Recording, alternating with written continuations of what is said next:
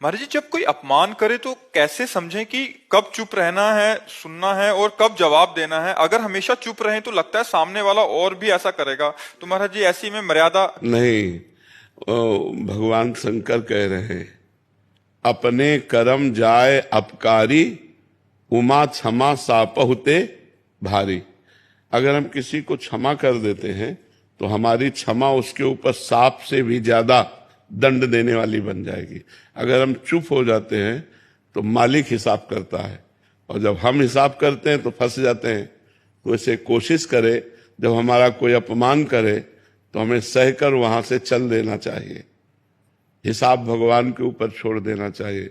लड़ाई झगड़ा करना, मारपीट करना, हिंसा करना अपने को बंधन में डाल लेना है। हमें लगता है अपने को बचाए। एक लंबे दुख भोगने से अच्छा थोड़ा कष्ट सह ले। जैसे कोई हमें गाली दे रहा है, हमें अपमानित कर रहा है, यदि हम उससे लड़ गए तो हमारे अंदर क्रोध आ सकता है, मार पिटाई हो सकती है, रिपोर्ट हो सकती है, फिर हम आगे बंधनों में फंसते चले जाएंगे। और अगर हम वो गाली दिया और हम चुप हुए, सुन के चल दिए, तो उसको गाली देने वाले को ऐसा दंड मिलेगा समय पर कि दोबारा किसी को गाली नहीं देगा। मालिक बहुत, हम यही कई बार चर्चा की है, देखो हमारे यहाँ भी मुकदमा कई कई वर्ष चलता रहता है, तब हिसाब हो पाता है। जैसे कोई केस हुआ तो तुरंत थोड़ी होता है, बहुत कहो 4 वर्ष लग जाए उस केस के सुलझने में, कहो 10 वर्ष लग जाए। तो ये तो एक देश की बात है और अनंत ब्रह्मांडों का हिसाब है। तो हमारे प्रभु के यहाँ कहते हैं कि देर है पर अंधेर नहीं, कहते ना, थोड़ा देर तो लगेगी कि आपको वो गाली दिया तुरंत उसको चोट नहीं लगेगी, पर समय आने पर ऐसी चोट लगेगी कि जिंदगी में गाली देना भूल जाएगा। अपने को सहना चाहिए। ज्यादा विरोध और लड़ाई झगड़ा और हिंसा आदि करने से हम खुद बंधन में पड़ सकते हैं।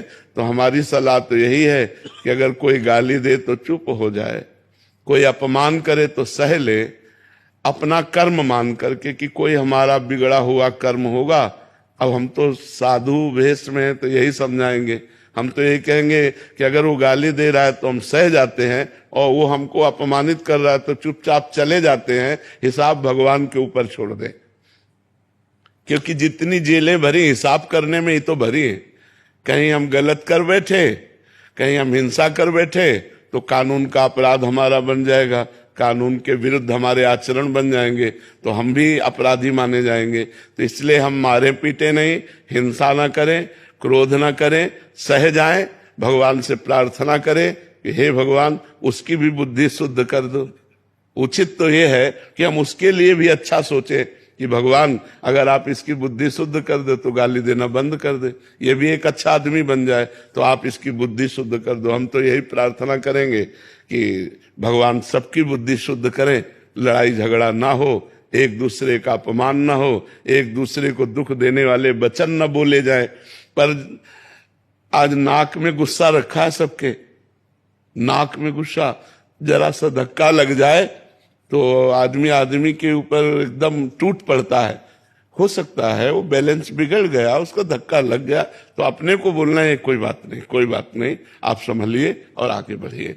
लेकिन जरा जरा सी बात में, क्योंकि खान पान सही नहीं है, तमोगुणी भोजन है, तमोगुणी विचार, तो जरा में गुस्सा आ जाता है, हमें सहन करना चाहिए।